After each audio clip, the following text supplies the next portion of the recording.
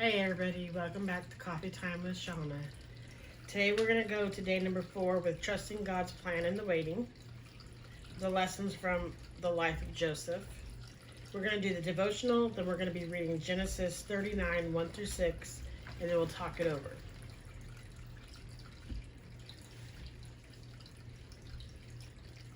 The Lord was with Joseph. Bloom where you are planted. Ever heard of that phrase? Simply put, make the most of where God has you right now. Even in your season of waiting, this doesn't mean you have to like your situation, but your attitude in it makes all the difference. Why? Because you have an audience watching how you live your life, as we see in Joseph's story. Joseph finds himself sold as a slave to a guy named Potiphar, the Egyptian Pharaoh's captain of the guard. This guy is one of Pharaoh's top officials. Immediately we see the Lord was with Joseph and he prospered. Verse 2. This teenager is living in the house of his Egyptian master. Who is the one watching him? Potiphar. He notices something different about this young man. Could it be his attitude? His hard work? The fact that everything this kid does turns to gold? You and I know the reason why. The Lord gave him success in everything he did. This young Hebrew, who probably didn't speak Egyptian when he arrived and knew nothing about their customs and way of life, was promoted to Potiphar's attendant. This would be like becoming the chief of staff to the president or prime minister. God gave Joseph favor with his boss, and with favor came way more responsibilities. But God had that covered too. The blessing of the Lord was on everything Potiphar had, both in the house and in the field. Verse 5. Remember, we talked about preparing in yesterday's reading. God was using this time of confinement to teach Joseph everything he'd need to know about the Egyptian culture, how to run a house, oversee farm work, and how to manage a team of people. Joseph never asked for this, but God was with him every step of the way. This attendant job was the training ground for what God would later have Joseph do: run an entire nation during a national crisis. Your wait may be long, tiresome, and seemingly endless, but ask yourself this: do I believe in God? Do I believe God is really with me? If so, then start examining what you may be learning right now. Think of ways God has been with you. God is preparing you for something big. He's not going to waste your time. So bloom where you're planted right now. Questions.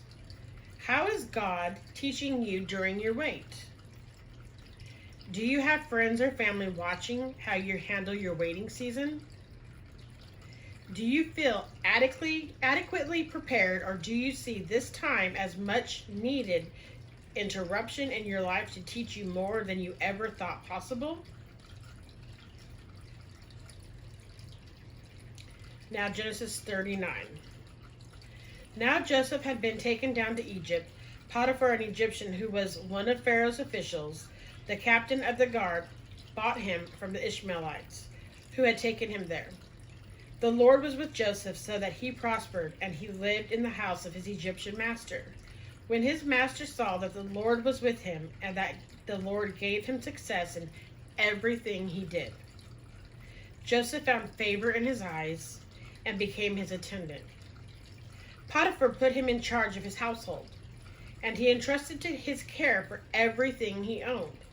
From the time he put him in charge of his household and of all that he owned, the Lord blessed the household of the Egyptian because of Joseph. The blessing of the Lord was on everything Potiphar had, both in the house and in the field. So Potiphar left everything he had in Joseph's care, with Joseph in charge. He did not concern himself with anything except the food he ate. Now Joseph was well built and handsome. So, in your time of waiting, the season of waiting, what do you guys do? Do you guys keep your faith and waiting on God? Or do you do the woe is me? Yes, at times when you're in the flesh, you do the woe is me. Why is it taking so long? Why is God not giving me this or that when you want it? But we have to remember it's in God's timing. God's timing is always perfect. Sometimes His no is what we don't want to hear. So we got to remember that just be patient. Be willing to sit out the season and just wait it out.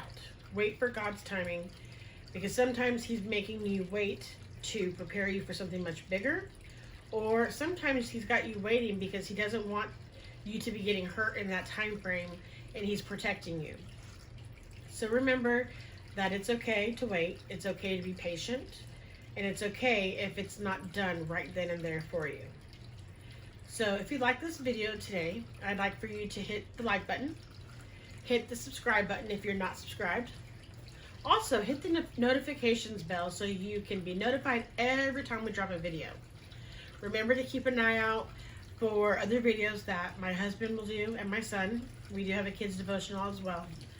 Also, if you have any prayer requests, questions, or comments, please leave them down below. Or you may email us at rooftopministries22@gmail.com. I just want to say once again, thank you for taking your time out and watching this video. I greatly appreciate it. Please share, share, and share. And thank you. Bye-bye.